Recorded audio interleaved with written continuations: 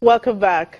The International Monetary Fund has approved a $312 million three-year credit program for Chad to help boost an economy hit by low oil prices, big debt, and lasting security issues. The extended credit facility, $48.8 million of which will be made available immediately, aims to help diversify the economy away from oil, reduce debt, and bolster security.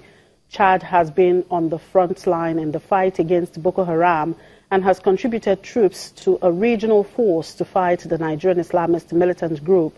It also faces the threat of factional infighting spilling over from Libya to the north.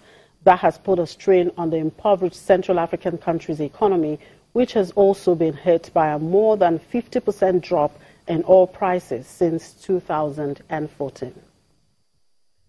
And the World Bank has approved a $345 million loan for the expansion of a port in Tanzania's commercial capital, Dar es Salaam, which the East African country aims to turn into a regional gateway. Dar es Salaam is vying with the port of Mombasa in Kenya to become the trade hub for landlocked neighbors such as Zambia, Rwanda, Malawi, Burundi, Uganda, and the Democratic Republic of the Congo, but both ports are hobbled by congestion and inefficiency. The port handled 13.8 million tons in 2016, an increase from 10.4 million in 2011, reflecting an average growth of 9% per year. Tanzania wants to lift its capacity to 28 million tons a year by 2020. The ongoing infrastructure investments at the port were expected to improve overall productivity and reduce waiting time to berth from 80 hours to 30 hours. And in South Africa, the Reserve Bank governor says the country risks slipping into a long and painful economic recession if the central bank is forced to abandon its policy of reducing inflation and protecting the currency. The central bank said the recent recommendation by an anti-graft agency for the central bank to focus on growth misunderstood the dangers of persistently high consumer prices.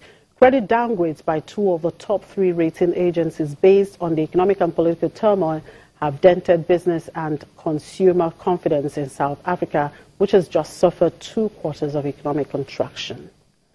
In the meantime, the Treasury will unveil an action plan on Friday detailing structural changes and timelines to boost growth to 6% in an economy mired in recession. The Finance Minister, Malusi Gigaba, says the plan will be released after a policy conference of the ruling African National Congress wraps up, a meeting overshadowed by a power struggle between rivals seeking to succeed President Jacob Zuma. Proposals being debated at the ANC's conference, which have unnerved investors, include holding a referendum on land reform and a push for the exploration of land without compensation and greater black ownership of businesses. But the finance minister pointedly said the action plan would draw on issues raised by investors and rating agencies. And the Africa Export-Import Bank last week unveiled the details of its intra-African trade strategy with a group of multinational corporations and conglomerates operating in various parts of the continent.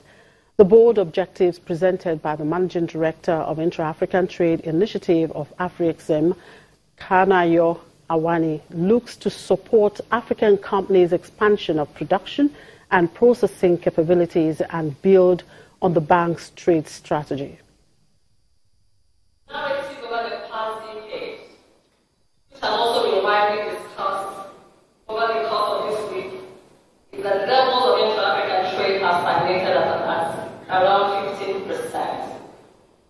At the bank, we strongly believe that what has been documented as traditional impediments in intra-African trade, namely inadequate trade enabling infrastructure, non-tariff barriers, and poor implementation of regional agreements, to name but a few, may not be the critical constraints.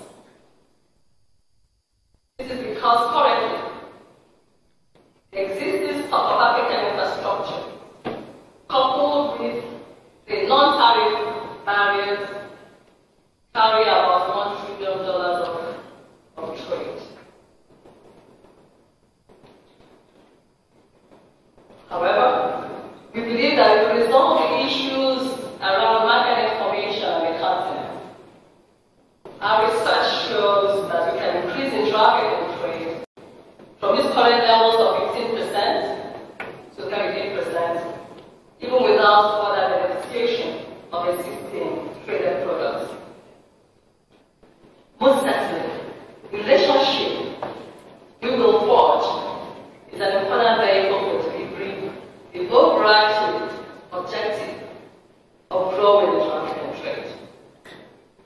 So it's on the basis of the foregoing that I think that we define the focus of our traffic and trade strategy, which is conceived and conceptualized around three main pillars, namely create, connect, deliver, and an ancillary pillar known as measure.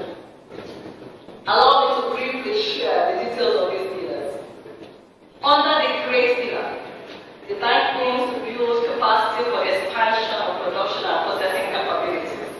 We focus on agricultural production, agro-processing, manufacturing, and services. Through this pillar, the bank is currently facilitating capacity for expansion of tradable goods and services that can enter this trade. Under the connect pillar, the bank aims to provide a facilitated environment for the flow of goods by creating robust in-country and intra-regional supply chains in Africa. Through this pillar, the bank will identify and support key institutions that connect producers and buyers along the traffic and trade value chain. And finally, the Egyptian government has appealed a court verdict that ordered the suspension of a food inspection system launched to reform trade in agricultural commodities. An administrative court ordered on June 13 that supervision of inspections should return to the agriculture quarantine body. The verdict raised the prospect that Egypt, the world's largest importer of wheat, might reimpose a ban on the grain fungus ergot, a policy that rattled global wheat markets and led to boycotts of state grain tenders when it was briefly introduced last year. And that's it on the program. Thank you very much for watching. I'm Chimize Obi Iwabu.